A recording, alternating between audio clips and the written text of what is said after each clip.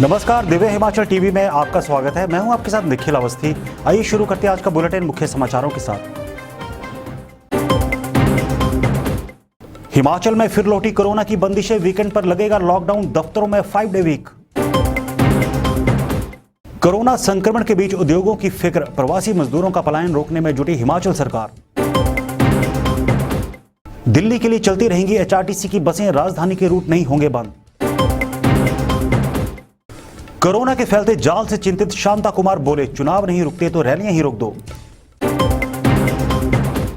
हजारों अभ्यर्थियों को जोर का झटका, कर्मचारी चयन आयोग की लिखित परीक्षाएं टली। जिला कुल्लू के भूंतर में इलेक्ट्रीशियन की दुकान में भीषण अग्निकांड, लाखों का सामान स्वाह। कांगड़ा के इंदौरा में खून के आंसू रोए किसान, शॉर्ट सर्किट से लपकी चिंगारी ने फूंकी 300 कनाल में उगी गेहूं। कांगड़ा, हमीरपुर सहित कल 9 जिलों में बारिश, तूफान और ओलावृष्टि, मौसम विभाग ने जारी की चेतावनी। और अब समाचार विस्तार से। कोरोना के कहर के बीच हिमाचल में फिर से बंदिशें लग गई हैं। मुख्यमंत्री जयराम ठाकुर ने मंगलवार को राजधानी शिमला में प्रदेश भर में शनिवार और रविवार को वीकेंड कर्फ्यू का ऐलान किया। इसके साथ ही सरकारी दफ्तरों में एक बार फिर से 5 डे वीक की व्यवस्था की गई है। शिमला से विस्तार से देखिए ये रिपोर्ट। हिमाचल में कोरोना की रफ्तार को देखते हुए प्रदेश सरकार ने एक बार फिर से बंदिशें लगा दी हैं। राजधानी शिमला में मुख्यमंत्री जयराम ठाकुर ने प्रदेश भर में वीकेंड लॉकडाउन की घोषणा की। मुख्यमंत्री ने कोरोना संक्रमण की चेन तोड़ने के लिए कोचिंग सेंटर और हॉस्टल भी बंद करने का ऐलान किया। इस दौरान प्रदेश भर की सभी बसों में 50% सवारियां ही बिठाई जाएंगी। शनिवार और रविवार को सिर्फ जरूरी सेवाओं को छोड़कर बाकी सभी दुकानें बंद रहेंगी। शादी समारोह में सिर्फ 50 लोग ही शामिल हो पाएंगे और इसके लिए परमिशन लेनी होगी। शनिवार को सरकारी कर्मचारी वर्क फ्रॉम होम करेंगे और स्टेशन नहीं छोड़ पाएंगे। इस दौरान मेडिकल और डेंटल कॉलेज ही खुले रहेंगे। एक तो शादियों पर अब सिर्फ 50 ही लोग, 50 से ज्यादा लोग अब किसी सूरत शादी अंदर हो हॉल के चाहे बाहर हो, इस बात को सुनिश्चित किया है, क्योंकि मामलों में बहुत तेजी से जो है वो इंक्रीज देखी हमने पिछले दिनों। पिछले कल तो 1700 मामले हिमाचल प्रदेश में रिकॉर्ड में आए हैं और उसमें 13 लोगों की दुखद मृत्यु भी हुई है। और उसके बाद सोशल गैदरिंग्स पर भी हमने बिल्कुल अब रिस्ट्रिक्शन लगा दी फिलहाल, और 1 तारीख तक उसके बाद उसको रिव्यू करेंगे। उसमें भी 50 की ही संख्या रहेगी, फ्यूनरल पे वही संख्या रहेगी। और उसके बाद एक और निर्णय हमने जो आज लिया है, वो निर्णय ये लिया है कि जितने हमारे वर्किंग डेज होते हैं इसमें, उसमें सैटरडे संडे जो है वो हमारे वर्किंग डे नहीं होंगे, बंद होगा। सैटरडे और संडे को बंद रहेगा हमारा कामकाज। सारे सरकारी ऑफिस में जो अटेंडेंस विद 50%, ये भी हमने तय किया। ट्रांसपोर्ट सेक्टर में जो है पब्लिक ट्रांसपोर्ट भी 50% के साथ चलेगी। और जैसे मैंने एजुकेशन इंस्टीट्यूशन के बारे में तो मैंने 1 मई तक जैसे मैंने आपको जानकारी दी, ये उसी तरह से वो रहेगी। और इसके बाद जो रिलीजियस गैदरिंग्स हैं, जो पर्टिकुलरली खास तौर से जो हमारे मंदिर वगैरह में अभी तक उसको नवरात्रों तक हमने उसको जारी रखा है। और उसके बाद दर्शन, सिर्फ दर्शन। उसके बाद हम अगला जो है वो 23 तारीख के बाद हम इस पर पे हो सकता है हमको। प्रदेश में निरंतर बढ़ते कोरोना संक्रमण के कारण लगाई जा रही पाबंदियां कहीं उद्योग जगत पर भारी न पड़ जाएं, ये सोचते हुए सरकार ने प्रवासी मजदूरों को यहीं आराम से रहने का कदम उठाया है। कोरोना के वर्तमान हालात में प्रदेश के इंडस्ट्रियल सेक्टर को गतिशील बनाए रखना हिमाचल सरकार के लिए चुनौती बनने की आशंका बढ़ती जा रही है। बंदिशों के बीच यदि प्रवासी मजदूरों का पलायन हुआ तो उद्योग जगत की रफ्तार धीमी पड़ सकती है। यही कारण है कि प्रदेश सरकार ने प्रवासी मजदूरों का पलायन रोकने के लिए कहा है। खासकर उद्योगपतियों व ठेकेदारों से कहा गया है कि मजदूरों का पलायन रोकने के लिए वे खुद प्रयास करें। सरकार ने उद्योगपतियों से उम्मीद जताई है कि वे अपने यहाँ कार्यरत श्रमिकों को सुविधाएं दें और सुनिश्चित करें कि हिमाचल में उन्हें कोई परेशानी न हो पाए। उधर मुख्यमंत्री जयराम ठाकुर ने कहा है कि प्रदेश से प्रवासी मजदूरों के पलायन को रोका जाएगा और उन्हें यहाँ सभी सुविधाएं मिलेंगी। हमारे पास है हिमाचल प्रदेश में, जिनका हिमाचल के विकास में बहुत बड़ा एक योगदान रहता है। और हमारा वर्किंग सीजन इस वक्त बहुत पीक पर है, चाहे वो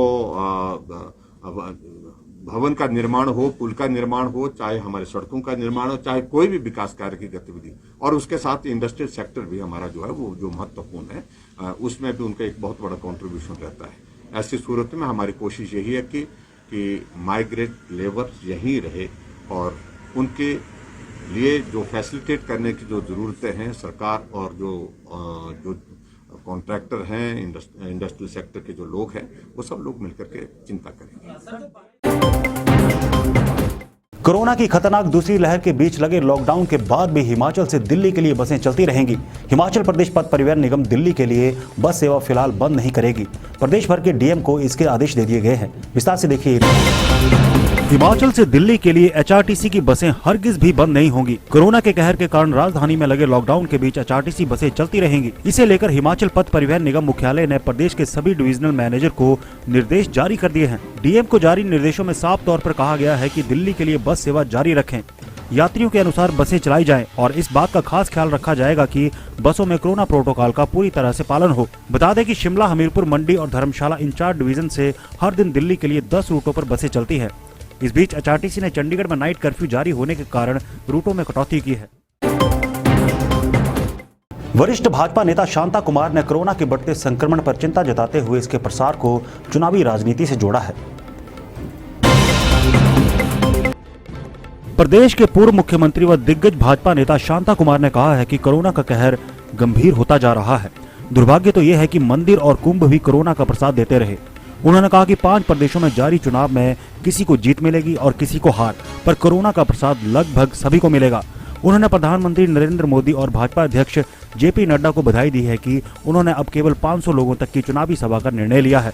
शांता कुमार ने इसके साथ ही कहा है कि अगले वर्ष मार्च में 5 प्रदेशों और दिसंबर में 2 में चुनाव होने हैं। इसलिए केंद्र सरकार से निवेदन है, यदि चुनाव टाल न सके तो चुनावी रैलियां बिल्कुल रोक देनी चाहिए। सरकार सभी राजनीतिक दलों को प्रमुख टीवी चैनलों पर समय दिलवाए, जहां पार्टियों के नेता अपने संबोधन के माध्यम से मतदाताओं तक अपनी बात पहुंचा सकें। कोरोना की लगातार बढ़ती रफ्तार को देखते हुए हिमाचल प्रदेश कर्मचारी चयन आयोग हमीरपुर ने बड़ा फैसला लिया है। आयोग ने प्रदेश भर में रविवार को होने वाली सभी लिखित परीक्षाएं स्थगित कर दी हैं। कोरोना के कहर के कारण एहतियात बरतते हुए हिमाचल प्रदेश कर्मचारी चयन आयोग ने रविवार को होने वाली सभी लिखित परीक्षाएं स्थगित कर दी है।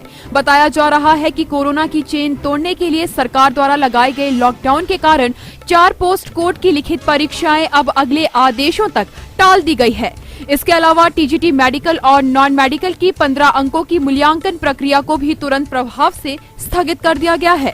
कर्मचारी चयन आयोग अब टेस्ट और मूल्यांकन प्रक्रिया की डेट बाद में घोषित करेगा। बता दें कि 25 अप्रैल को सुबह के सत्र में स्टाफ नर्स और शाम के सत्र में जूनियर ऑफिस असिस्टेंट और अकाउंट्स का लिखित टेस्ट था। इसके बाद 2 मई को सुबह के सत्र में स्टेनोटाइपिस्ट और शाम के सत्र में जूनियर ड्राफ्ट्समैन की परीक्षा रखी गई थी, जिन्हें अब टाल दिया गया है। इससे तैयारियों में जुटे प्रदेश भर के हजारों अभ्यर्थियों को जोर का झटका लगा है। कर्मचारी चयन आयोग के उप सचिव राजीव ठाकुर ने खबर की पुष्टि की है। प्रदेश में आगजनी की घटनाएं आम सी होने लगी हैं। कभी प्राकृतिक संपदा तो कभी निजी संपत्ति राख हो रही है। आज भूंतर में भी ऐसी घटना सामने आई, जिससे दुकान में रखा सामान धूं कर राख हो गया। इस रिपोर्ट में देखिए कैसे फायर ब्रिगेड की टीम ने मुस्तैदी से बचाई 7 लगती दुकानें। जिला कुल्लू के भूंतर में इलेक्ट्रॉनिक्स की दुकान में आग लगने से लाखों का सामान जलकर राख हो गया। आगजनी की घटना की सूचना मिलते ही पुलिस और फायर ब्रिगेड मौके पर पहुंची। अग्निशमन विभाग के कर्मचारियों ने आग पर काबू पाने की कोशिश की। पारला भूंतर गड़सा चौक लाल पुल के नजदीक होटल सिल्वर फेज वाली बिल्डिंग में इलेक्ट्रॉनिक्स की दुकान में यह आग लगी। इस आगजनी में कोई भी जानी नुकसान नहीं हुआ है। वहीं अन्य दुकानें भी नुकसान से बच गयी। आग का कारण बिजली के शॉर्ट सर्किट बताया जा रहा है। पुलिस आग के कारणों का पता लगाने में जुट गई है। कड़ी मेहनत से कमाई रोटी थाली तक पहुंचने से पहले ही गायब हो जाए तो भूख का दर्द आसानी से समझा जा सकता है। आग ने कुछ ऐसा ही मासूम किसानों के साथ किया। जिला कुल्लू के भूंतर में इलेक्ट्रॉनिक्स की दुकान में आग लगने से लाखों का सामान जलकर राख हो गया। आगजनी की घटना की सूचना मिलते ही पुलिस और फायर ब्रिगेड मौके पर पहुंची। अग्निशमन विभाग के कर्मचारियों ने आग पर काबू पाने की कोशिश की। पारला भुंतर गड़सा चौक लाल पुल के नजदीक होटल सिल्वर फेस वाली बिल्डिंग में इलेक्ट्रॉनिक्स की दुकान में यह आग लगी। इस आगजनी में कोई भी जानी नुकसान नहीं हुआ है। वहीं अन्य दुकानें भी नुकसान से बच गईं। आग का कारण बिजली के शॉर्ट सर्किट बताया जा रहा है। पुलिस आग के कारणों का पता लगाने में जुट गई है। 10 किलो तो हमारी होगी, ਇਹਦੀ ਕਿਨਾਰੇ ਕਿਹੜੀ 5 ਕਿੱਲੇ ਦੀ ਤੇ 5 ਕਿੱਲੇ ਸਵੇਰੇ 8 ਵਜੇ 15 5 ਵਾਲੀ ਭਾਵੇਂ 45 ਹਾਂਜੀ लगभग जी कोई 35। अच्छा जी, तो ये आग लगने का मुख्य कारण? पार्क बिजली की तार। अच्छा, बिजली की तार से हुआ जी। तो आपकी ना सरकार से क्या मांग है? सरकार से मांग है कि हमारा जो नुकसान हुआ है उसको भरें। तारा ठीक। जो बिजली है वो खंभे लगाए जाए बिजली। ठीक है। मौसम विज्ञान केंद्र की चेतावनी के बाद हिमाचल में मौसम ने करवट बदल ली है। मंगलवार को राजधानी शिमला सहित राज्य के कई हिस्सों में बारिश हुई है। अब आने वाले दिनों में कैसा रहेगा मौसम, डालते हैं एक नजर। प्रदेश में मंगलवार सुबह कई इलाकों में बारिश का दौर शुरू हो गया और चोटियों पर हल्की बर्फबारी हुई। शिमला में दोपहर के समय हुई हल्की बारिश से मौसम ठंडा हो गया और तापमान में भी गिरावट दर्ज की गई है। मौसम विभाग ने बुधवार को बिलासपुर, हमीरपुर, चंबा, कांगड़ा, ऊना, कुल्लू, मंडी, शिमला और सोलन जिला के लिए बारिश, ओलावृष्टि व अंधड़ का अलर्ट जारी किया है। साथ ही 22 और 23 अप्रैल को भी मौसम तेवर दिखाने वाला है। इस दौरान मैदानी क्षेत्रों में बारिश और तूफान चलेगा। इसके अलावा ऊपरी क्षेत्रों में बर्फबारी होगी। राज्य में सबसे कम तापमान 0.5 डिग्री सेल्सियस केलांग का रहा। इसके अलावा 35 डिग्री सेल्सियस के साथ ऊना सबसे गर्म जिला आंका गया है। और अब चलते चलते मानव भारती यूनिवर्सिटी के छात्रों को डिग्रियां देने की कवायद, शिक्षा नियामक आयोग ने सरकार से समक्ष रखा मामला। शिमला से चोरी कार, मनाली से बरामद चोरी के आरोप में 3 युवक गिरफ्तार, छानबीन में जुटी पुलिस। हिमाचल को मिले 10 जेल बॉर्डर, पीटीसी ड्रो में प्रशिक्षण पूरा होने के बाद भव्य परेड का आयोजन।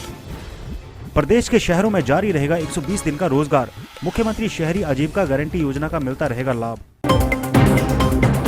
तो चलिए आज के लिए बस इतना ही। देखते रहिए दिव्य हिमाचल टीवी।